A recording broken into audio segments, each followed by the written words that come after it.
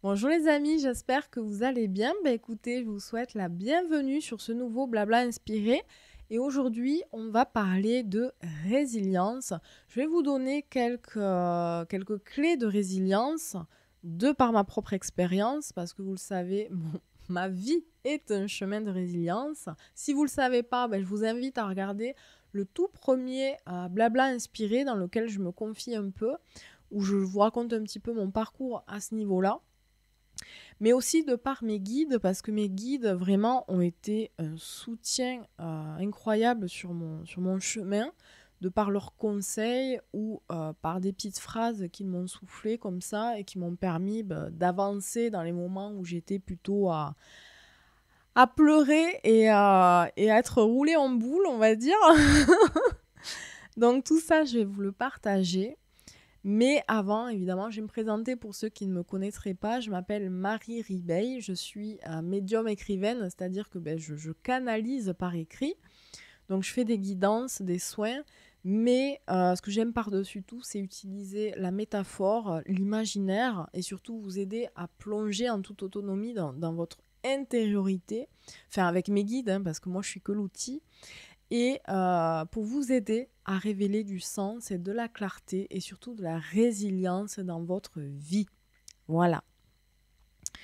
Je vous invite évidemment à visiter mon site marie-ribeil.com. Vous avez de toute façon tous les liens en barre de description sous la vidéo. Prenez rendez-vous si vous avez besoin d'un accompagnement ou autre. Et surtout, n'hésitez pas à fouiller le site parce que dedans, vous y trouverez des articles dans la partie blog, des textes canalisés qui, j'espère, vous feront du bien, ils servent à ça. Donc, voilà. Alors, comme je vous le disais, aujourd'hui, on va parler de résilience et c'est pas anodin si j'ai choisi ce sujet aujourd'hui, c'est tout simplement parce que la période, elle est très, très, très, très tendue. Elle l'était déjà, vous le savez, il y a quelques années, hein, ça a commencé avec la pandémie. Et à l'époque, déjà, on disait que c'était anxiogène, mais là, je pense qu'on est passé à un stade bien au-dessus. On ne pensait pas, mais oui, on l'a fait. Et entre les crises, la pandémie, l'inflation, le système qui s'effondre, la santé qui s'effondre, les guerres, les menaces de guerre, etc., etc., ça devient quand même pas facile d'avancer en gardant en fait un état d'esprit serein, de garder un état d'esprit résilient.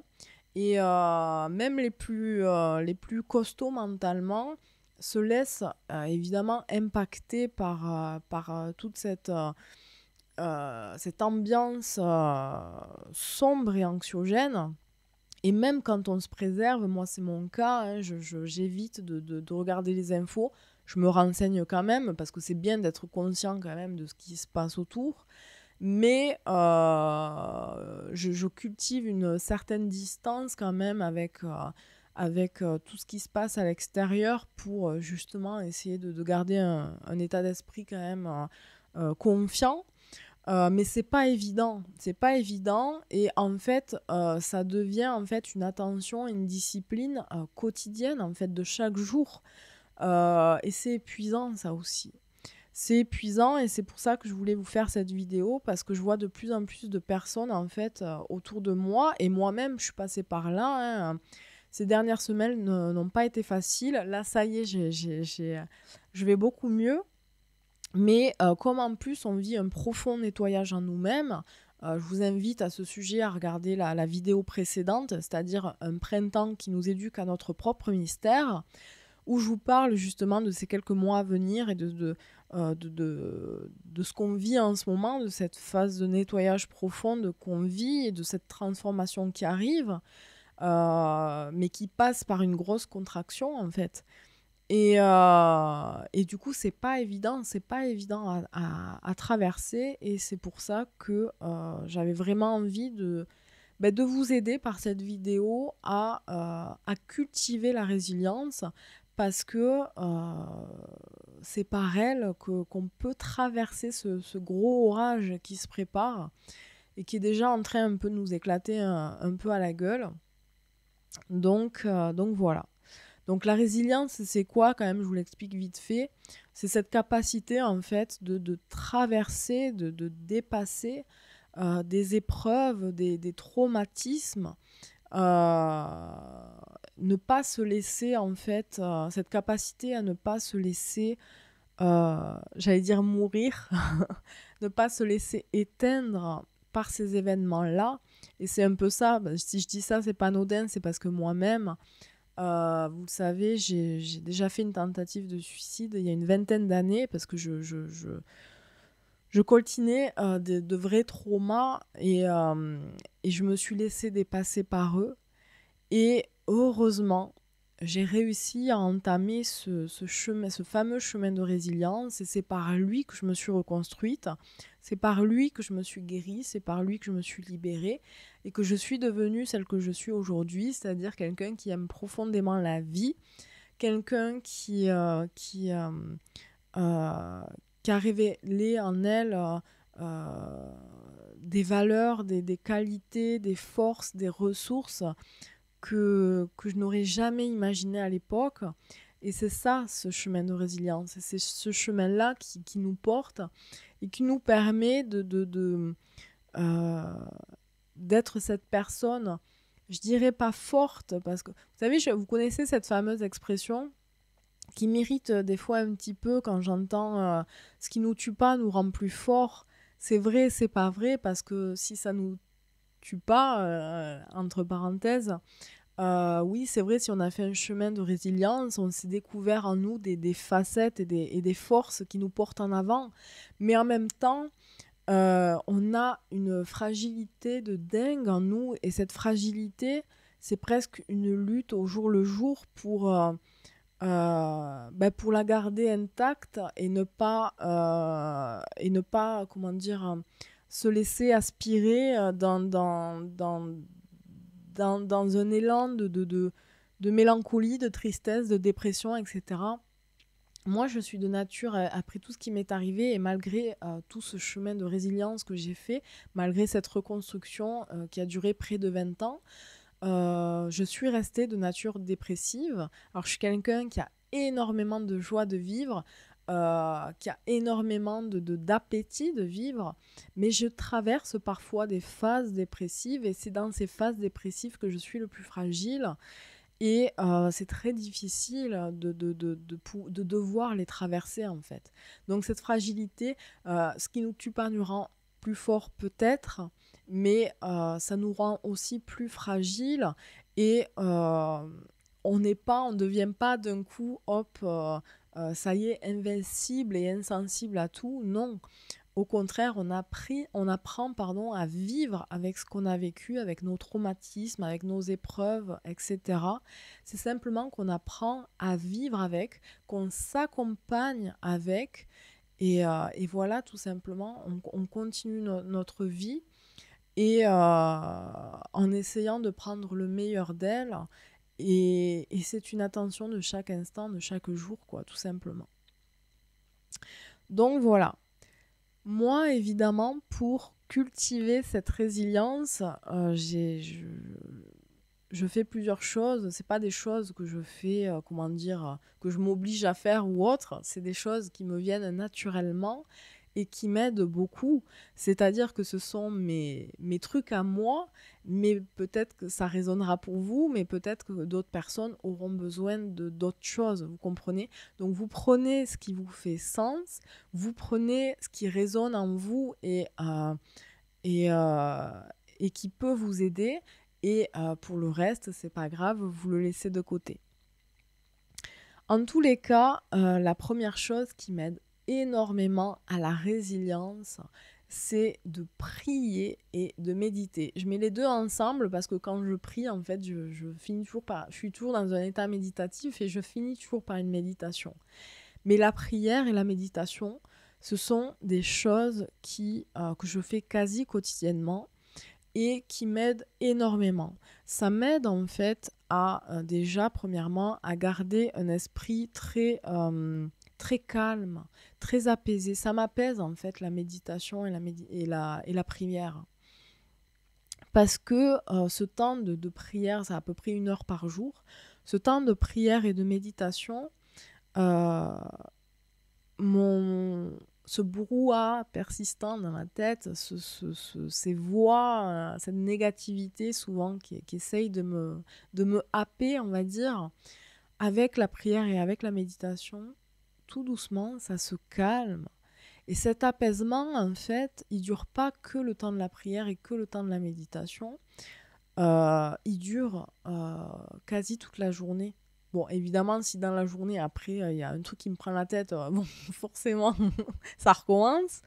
Mais en général, cet apaisement que j'ai avec la prière et la méditation se diffuse, en fait, tout au long de la journée et ça m'aide beaucoup. C'est d'ailleurs pour ça que je le fais beaucoup le matin, parce que ça m'aide aussi à un peu plus de concentration quand je travaille, etc. Quand je parle de prière, évidemment, n'y mettez pas quelque chose de religieux, hein, ou oui, si vous êtes dans la religion, évidemment.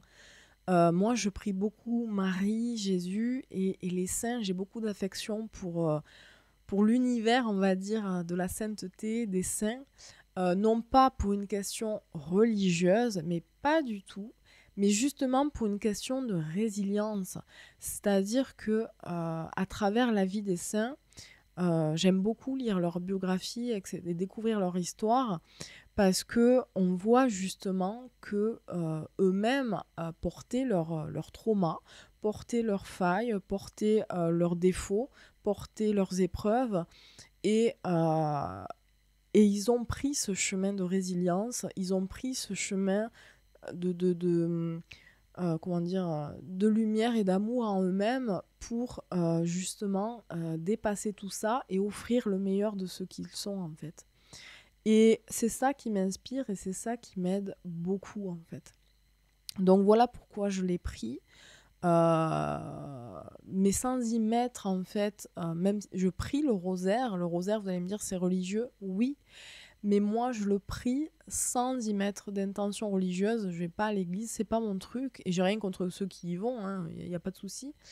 C'est juste que moi la religion en elle-même, le dogme en fait, c'est pas quelque chose qui me parle, c'est quelque chose d'enfermant, et moi j'ai besoin de tout sauf de quelque chose d'enfermant.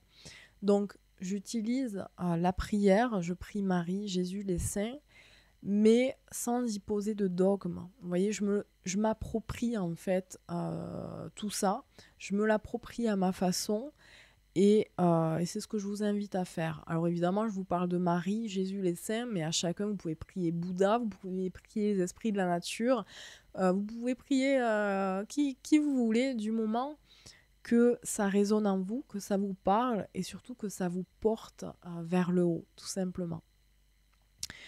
La méditation, c'est pas quelque chose qui est accessible à tout le monde. Par contre, on dit souvent que oui. Moi, je pense que non. Je vais être très franche. Beaucoup de personnes ne sont pas faites pour la méditation, mais il y a différentes façons de méditer. Moi, je médite de la façon pure et dure, c'est-à-dire je ferme les yeux, je respire tout à fait naturellement et voilà, et je regarde mes pensées défiler jusqu'à ce qu'à un moment donné, et des fois ça peut durer très longtemps avant que mes pensées se décident enfin à fermer leur gueule. Des fois, l'instant est très bref, mais c'est dans cet instant d'un coup où tout se tait que la grâce en fait survient, que j'ai des intuitions profondes, des prises de conscience qui arrivent, ou alors tout simplement un état d'apaisement vraiment total en fait. Chaque méditation est différente dans ce qu'elle m'apporte. Et tout le monde n'est pas prêt à ça. Tout le monde, moi, je sais que mon mari, jamais il pourrait faire ça. Au bout de 2 secondes, ça le gonflerait à puissance 1000, quoi. Donc non, on n'est pas tous faits pour méditer. Mais quand je parle de méditer, c'est vraiment pur et dur, quoi. Je vois souvent beaucoup de formations sur la méditation à droite à gauche. Moi, j'avoue que j'ai un peu de mal avec tout ça parce que je me dis, mais la méditation, ça s'apprend pas. On peut apprendre à respirer, mais la méditation en elle-même, il n'y a pas besoin d'une putain de formation, quoi. Moi, j'ai appris tout à fait seule. Ma psychothérapeute de l'époque m'a juste appris à respirer, ça oui, par le ventre, mais c'était pas dans un but de méditer. C'est juste qu'à force de faire des séances de relaxation, Ces dernières étaient comment dire, si pertinentes pour moi, elles m'aidaient tellement ces séances de respiration que j'ai commencé à en faire chez moi.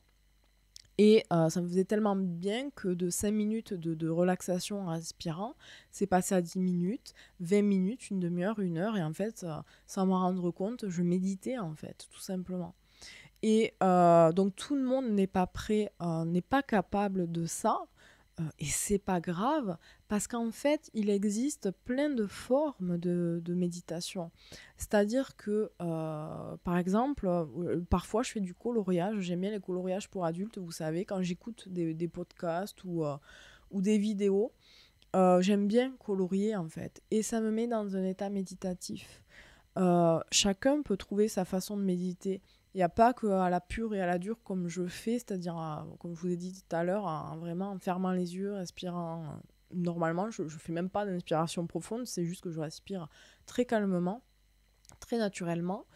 Et on peut trouver d'autres moyens. Il y en a, ça va être en faisant un travail manuel, d'être concentré sur leur travail manuel, en bricolant, je ne sais pas pourquoi l'image de travailler le bois me vient. On peut aussi être en méditation dans la contemplation, c'est-à-dire dans la nature, en allant marcher, en faisant du sport. Le sport d'ailleurs, alors moi c'est pas mon truc le sport, mais par contre le sport aide énormément à la résilience. Donc ça aussi, ça peut être un bon moyen. Si vous aimez le sport, ben allez-y quoi. Mais voilà, il existe 1000 façons de méditer qui sont adaptées à chacun et à chacune en fait. Donc trouvez la vôtre. La méditation finalement, c'est essayer de taire son esprit, et on peut le faire de 1000 manières en fait.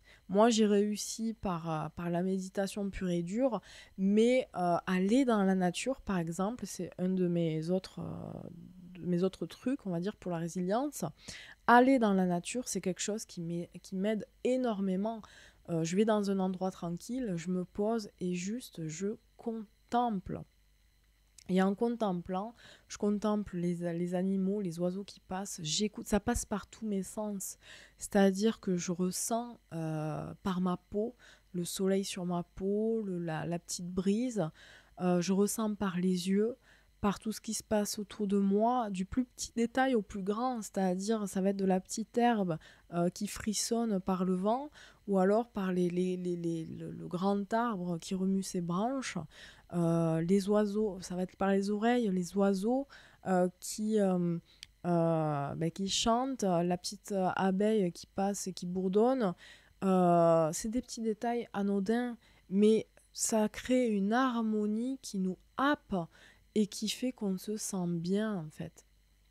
Donc je vous invite à cette façon aussi de méditer, parce que, et à trouver la vôtre surtout, parce que tout ça aide énormément à garder un état d'esprit très apaisé en fait. Donc voilà. L'autre chose, je vais vous dire celle-là, parce que j'ai deux feuilles sur lesquelles j'avais noté un petit peu en vrac les choses, mais là je viens de lire une phrase et elle me fait rire, alors je vais vous partager cet autre truc. J'ai noté nourrir sa joie et se sentir vivante.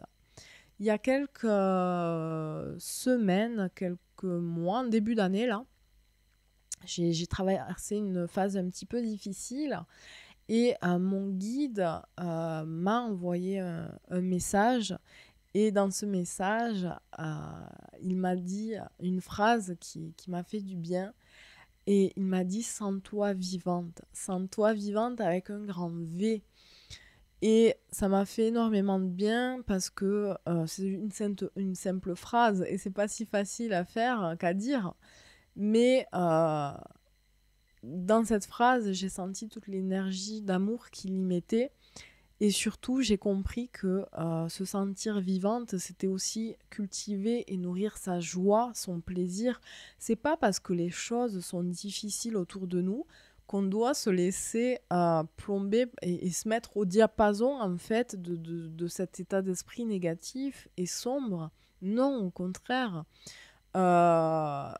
vous savez, ça me rappelle l'été dernier quand je suis partie en Bretagne. J'ai visité un musée sur la Seconde Guerre mondiale. Et dans ce musée, il y avait une exposition qui m'a beaucoup plu. C'était sur les bals clandestins pendant la guerre. Parce que vous le savez, tout ce qui était bal, etc., était interdit pendant cette période. C'était vraiment l'austérité, quoi. Et, et c'est dommage parce que les gens avaient besoin de bulles d'air, avaient besoin de bulles d'oxygène pour justement supporter toute cette période. Et du coup, en loose day, eh ben, ils organisaient des bals comme ça, clandestins, où on y faisait la fête, où on riait, où on chantait, où on dansait. Et oui, la vie était difficile, ça manquait de bouffe, les hommes étaient à la guerre, tout le monde avait peur, tout le monde était dans l'inquiétude, etc. Mais il y avait besoin de ces moments de vie, en fait. Il y avait besoin de se sentir vivant pour nourrir son espoir, pour nourrir sa confiance, parce que sinon, autant se tirer une balle directe, en fait. C'est ça le truc. Donc vraiment, ce que mes guides, pour le coup, vous invitent à faire, c'est de nourrir votre joie, de nourrir votre plaisir. Moi, en ce moment, ça passe, je le disais, je ne sais plus où, ça passe par la lecture. C'est vrai qu'à un moment donné, je suis une grande lectrice. Quand j'étais jeune, que je ne travaillais pas encore, et surtout il n'y avait pas Internet, je passais tout mon temps à lire. J'ai lu mais des centaines et des centaines de bouquins. Et c'est vrai que du moment où j'ai eu Internet et surtout du moment où j'ai commencé mon activité il y a une dizaine d'années, j'ai passé plus de temps en fait à écrire qu'à lire. Et j'avais toujours en plus après il y a eu Netflix, il y a eu machin, enfin il y a toujours plus de choses qui nous qui font diversion, qui nous distraient. Et du coup, on en oublie ce qui nous nourrit vraiment, en fait. Et là, depuis quelques mois, je suis revenue à la lecture et surtout, j'ai repris mes auteurs que j'aime énormément. En ce moment, c'est Victor Hugo. Oui, j'en suis toujours à la lecture des Misérables. C'est quand même un pavé de 1200 ou 1300 pages. Bon, j'en suis presque à la fin. Mais je dis ça parce qu'en story, il y a un moment déjà, j'avais mis le bouquin en photo, mais je suis encore dessus. Enfin, je l'ai presque fini. Et ça me fait du bien, ça me fait un bien fou de lire, de m'évader en fait dans des histoires qui parfois sont tristes, mais qui en même temps, justement, sont pleines de résilience. Et c'est ça que j'aime à travers la lecture, c'est que souvent, justement, on lit des histoires qui nous font rêver, mais surtout qui nourrissent notre résilience, parce qu'à travers les épreuves, à travers les quêtes des personnages, on apprend en fait cette résilience par rapport aux forces que les personnages déploient, aux ressources qu'ils déploient. On se projette et ça nourrit vraiment, ça nourrit notre confiance et notre résilience. Alors, j'en venais pas à la lecture, mais c'est vrai que la lecture, pour le coup, c'est un petit tips qui peut vous aider, c'est-à-dire cette capacité à s'extraire, en fait, à s'évader. Et il n'y a pas que la lecture, ça peut être par un bon film, ça peut être par une bonne sortie entre amis, etc. Donc, nourrissez cette joie. Moi, c'est par la lecture, ça passe aussi justement par des contacts. Alors, moi, je suis quelqu'un de très, très solitaire, mais j'ai quand même besoin parfois d'avoir ce moment de sociabilité qui nous ouvre au monde et qui nous fait du bien. En ce moment, je passe beaucoup de temps avec mes voisins. J'ai des voisins formidables et on fait beaucoup de repas ensemble, on partage beaucoup et ça me fait du bien. Ça nourrit ma joie, ça permet d'oublier un petit peu les petits soucis du quotidien, etc. Donc trouver un moyen en fait de nourrir cette joie et de vous extraire en fait de toute cette ambiance anxiogène pour vous sentir vivante en fait, tout simplement se sentir vivante. Je me sens vivante. Ça, je pense que c'est un petit mantra qu'on peut se répéter quand on sent justement qu'on n'est pas dans un mood vraiment super, super. Répétez-vous ça, je me sens vivante, d'accord? Et nourrissez ce sentiment-là. Qu'est-ce que j'ai noté d'autre s'éduquer à la résilience. Qu'est-ce que ça veut dire, s'éduquer à la résilience? Comme je vous le disais, tout à l'heure, je vous parlais de prière et je vous parlais de méditation. Et je vous parlais surtout à travers la prière, que j'aimais prier les saints, etc. Mais j'aime aussi découvrir leur vie. Et je vous invite justement, pour vous éduquer à la résilience, à découvrir la vie, la biographie de personnes comme ça qui vous inspirent. Moi, en ce moment, c'est la vie de saints et de saintes, mais ça peut être des personnages, je sais pas moi, des personnages qui ont fait l'histoire, des personnages qui ont vécu quelque chose d'extraordinaire, dans tous les domaines possibles, hein.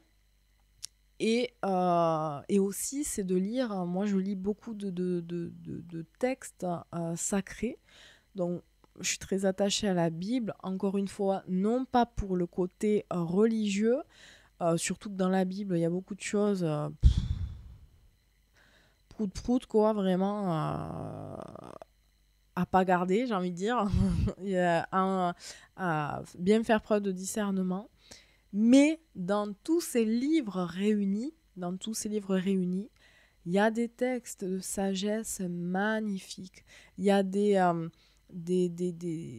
métaphores, des paraboles, des proverbes, des choses qui, par une phrase, vous élèvent en fait. Et ça peut être, moi je vous parle de la Bible, mais ça peut être bien autre chose, ça peut être bien d'autres auteurs, ça peut être bien d'autres textes ou livres.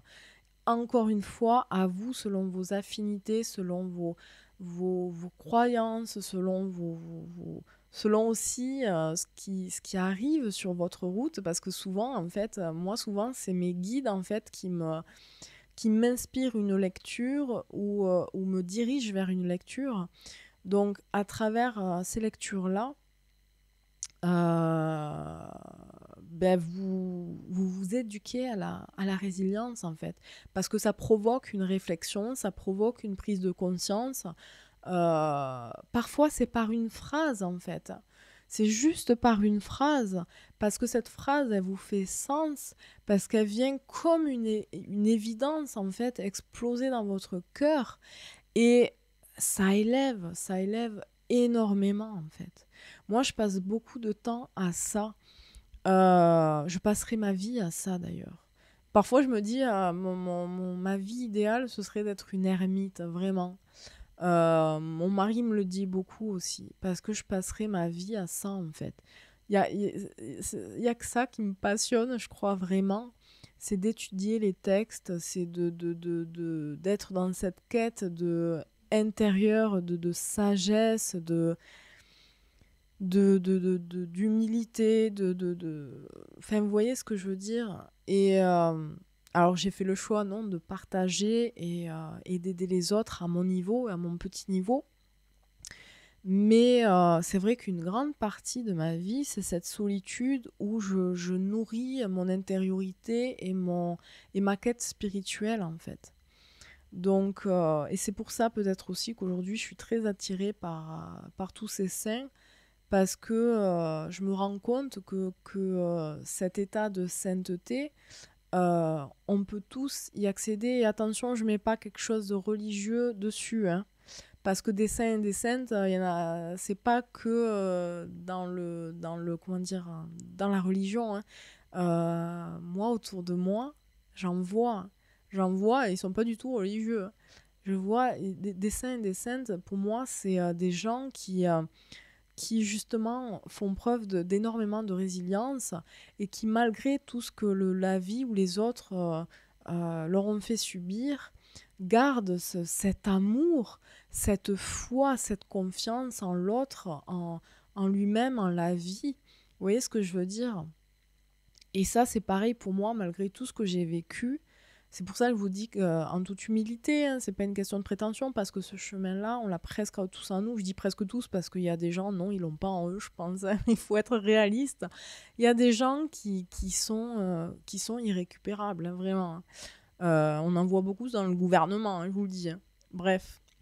Mais je pense en tout cas que si vous écoutez cette vidéo, vous n'êtes pas là pour rien, vous êtes des gens qui aussi sont dans cette quête en fait de soi, sur cette quête spirituelle, cette quête intérieure.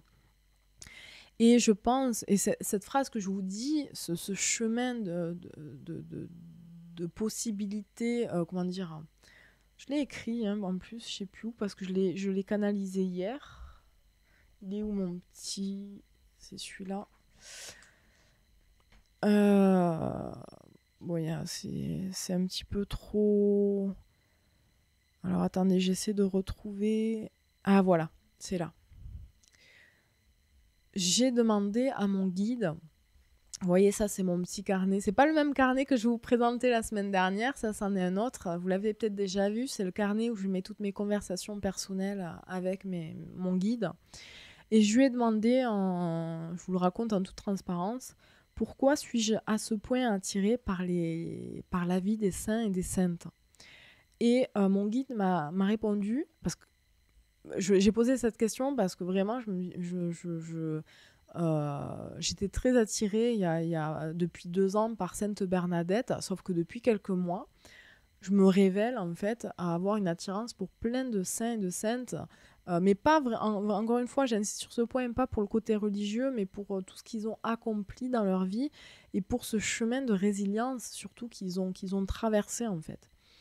Et mais c'est tellement insistant pour moi en ce moment que j'ai eu ce besoin de poser la question. Et on m'a répondu, enfin mon guide m'a répondu, parce que tu portes en toi la possibilité et le chemin de ce qu'ils sont, avec un grand S. Parce que tu portes en toi la possibilité et le chemin de ce qu'ils sont. Mais cette possibilité-là, ce chemin-là, c'est pas que propre à moi ou à eux, c'est propre à vous aussi. Vous voyez ce que je veux dire? Et quand on justement on est sur cette quête de soi et de spiritualité, c'est qu'on cherche à donner le meilleur de qui on est, à être qui on est, à se révéler tel qu'on est et à en offrir le meilleur, d'accord ? Et voilà, je suis encore partie dans une digression. Du coup, je ne sais plus où je voulais en venir.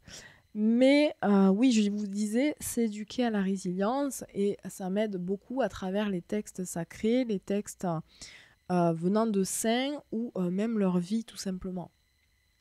Et ce chemin que eux ont traversé, ont marché, c'est un chemin que nous aussi on peut faire à notre niveau. Et de s'inspirer de leur vie, ça aide à marcher la nôtre tout simplement. Et à la marcher justement dans la résilience et dans la lumière, dans l'amour tout simplement.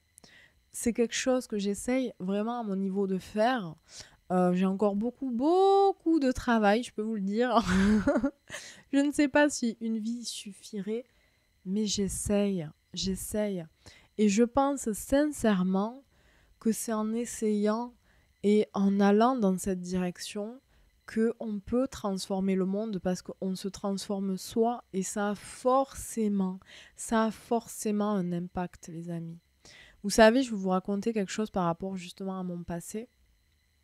Ma fille, qui connaît tout de mon passé, on discutait la dernière fois au restaurant ensemble et elle me disait, mais maman, si j'avais été toi, mais jamais j'aurais reparlé aux gens, j'aurais coupé les ponts avec toute la famille, enfin avec tous ceux qui étaient au courant, parce que tout le monde n'est pas au courant de mon histoire dans ma famille.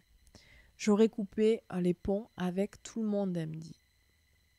Et là, je l'ai regardée et je lui dis, mais justement, Lily, tu n'es pas moi et ce n'est pas toi qui l'as traversé. Et si je dis ça, c'est parce que, en fait, de ne pas avoir coupé les ponts, ça a porté des fruits bien plus merveilleux, bien plus fertiles et bien plus euh, lumineux, quoi, que si j'avais coupé les ponts. Si j'avais coupé les ponts, ça aurait encore plus détruit la famille. Et moi, je serais restée, je le sais maintenant, dans un regret, dans une souffrance, etc.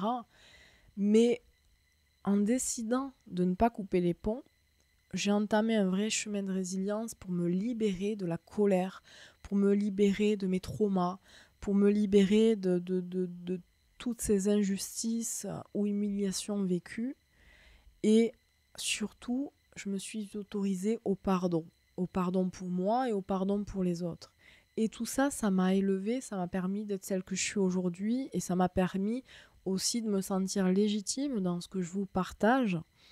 Et alors que si tout ce chemin-là, je ne l'avais pas traversé, si j'avais choisi de couper les ponts, alors je me serais moi aussi, je pense, coupée de moi-même. Vous comprenez ? Ma fille, elle n'a que 14 ans, donc évidemment, elle est quelqu'un de très mature, mais n'a pas encore cette maturité-là spirituelle. Elle commence un petit peu à s'interroger, à se poser des questions, mais évidemment, à cet âge-là, elle n'a pas encore le recul sur tout ça. Donc je le lui ai expliqué, mais et je pense qu'elle l'a compris. Mais ce que je veux vous dire à travers ça, c'est que quand on se transforme soi, quand on est soi-même dans la résilience, ça a un impact. Donc si je vous parle aujourd'hui de résilience, c'est parce que votre propre transformation a un impact sur votre entourage et donc un impact sur le monde. Et plus on est de gens résilients, plus on est de gens qui justement sont sur ce chemin de sainteté avec des guillemets, vous avez compris ce que je veux dire. Et bien dans ce sens, on a un fort impact. Et c'est important aujourd'hui d'avoir cet impact pour contrer cette ambiance sombre et anxiogène qui nous gouverne. D'accord ? Donc j'espère que ça résonne, j'espère que ça vous fait sens, j'espère que vous l'entendez parce que je pense que c'est très important.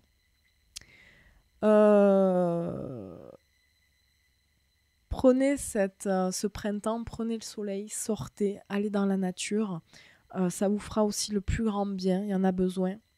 Ne serait-ce que dans un parc, on n'a pas tous la chance, comme moi, d'habiter près des forêts, mais ne serait-ce que d'aller en bord de mer, ne serait-ce que d'aller dans un parc en ville, prenez l'air, sortez un petit peu de chez vous, prenez l'air, d'accord ? Prenez le soleil surtout. Tous les petits trucs que je voulais vous dire pour nourrir sa résilience, je vous les ai dit, mais la dernière chose que je voulais vous dire, c'est que la résilience, ça amène une transformation. Mais des fois, la transformation n'est pas extraordinaire. Faut pas non plus parfois s'attendre à waouh, il y a eu un avant, un après. Souvent, oui, moi, ça a été le cas. Mais des transformations, on en vit très souvent parce que notre chemin de résilience, il s'arrête jamais, d'accord ? Et tout au long de ce chemin, donc, on vit des petites renaissances ou des grosses renaissances perpétuelles, en fait. Et parfois, ces transformations sont discrètes, mais on les voit avec subtilité, c'est-à-dire que des fois, ces transformations n'amènent pas des choses extraordinaires comme un gros changement de vie ou autre. Peut-être que cette transformation qui aura lieu dans ce printemps, ça va pas être pour vous quelque chose d'extraordinaire, mais ça va être quelque chose de très subtil et d'intérieur qui va réellement vous aider au quotidien. C'est-à-dire que peut-être que ça va vous amener à des peurs qui se libèrent, à des peurs apaisées et donc qui rendent votre quotidien plus facile. Par exemple, sur les mois précédents, j'ai libéré beaucoup de peurs concernant mon agoraphobie, parce que quand j'étais dépressive il y a 20 ans et que j'étais en phase suicidaire, j'étais agoraphobe, j'étais phobique sociale. Tout ça, je l'ai guéri, mais j'en ai gardé des séquelles. C'est-à-dire qu'il y a toujours une part de moi qui garde des peurs quand je vais dans un lieu qui m'est inconnu ou que je dois faire des choses toute seule. Je suis terrifiée, mais j'arrive à avoir une vie normale. C'est-à-dire que je le fais quand même, d'accord ? Je me fais violence et je le fais quand même. Mais j'ai tellement libéré ces derniers mois à ce niveau-là, j'ai tellement fait du nettoyage et j'ai tellement travaillé sur moi à ce niveau-là, que ces peurs sont moins violentes. C'est-à-dire que la dernière fois, par exemple, je devais aller chercher... C'est des choses toutes bêtes. C'est pour ça que je vous dis que pour moi, parfois, les séquelles d'un passé traumatique sont invisibles pour les autres. Mais pour soi, c'est une lutte chaque jour, véritablement. Et par exemple, la semaine dernière, on a fait changer les pneus et on a fait faire la révision de la voiture. Donc, on l'a amené à un garage, sauf que mon mari n'est pas là la semaine, il est en déplacement. Donc, c'est moi qui devais aller chercher la voiture au garage. Et ça m'a mis une angoisse folle parce que je n'étais jamais allée là-bas, dans ce garage. Et j'avais peur de ne pas savoir où aller. C'est des trucs très bêtes, mais ceux qui seront agoraphobes me comprendront. Et en temps normal, ça m'aurait mis une angoisse folle. J'aurais peut-être demandé à quelqu'un de m'accompagner ou j'y serais allée, mais en me faisant violence, mais à un point vraiment douloureux, quoi. Donc j'aurais fait des crises d'hyperphagie, etc. Et là, non, j'y suis allée, j'ai eu une appréhension, mais j'y suis allée de façon très zen. Et évidemment, ça s'est bien passé. Ce que je veux vous dire, c'est que parfois, les transformations qu'on attend, on attend des trucs de dingue. Et des fois, c'est des choses très subtiles en nous-mêmes, mais qui nous aident réellement à avoir un quotidien plus fluide et plus facile, en fait, tout simplement. Donc voilà. Voilà tout ce que je voulais vous partager à propos de la résilience, de ce sujet qui est si cher à mon cœur. Dans ce sujet que je vous ai partagé, il y a eu des éléments qui m'ont semblé importants et que peut-être je développerai un peu plus profondément dans d'autres vidéos futures. N'hésitez pas à me le dire d'ailleurs si ça vous intéresse. Si quelque chose vous a résonné en particulier, n'hésitez pas à me le dire. Et du coup, je vous invite forcément à commenter, surtout à mettre un pouce bleu, à liker cette vidéo pour me faire connaître. Et en attendant, je vous souhaite plein de résilience. Je vous remercie de votre écoute et je vous souhaite une très belle semaine. Prenez soin de vous, je vous aime. Ciao.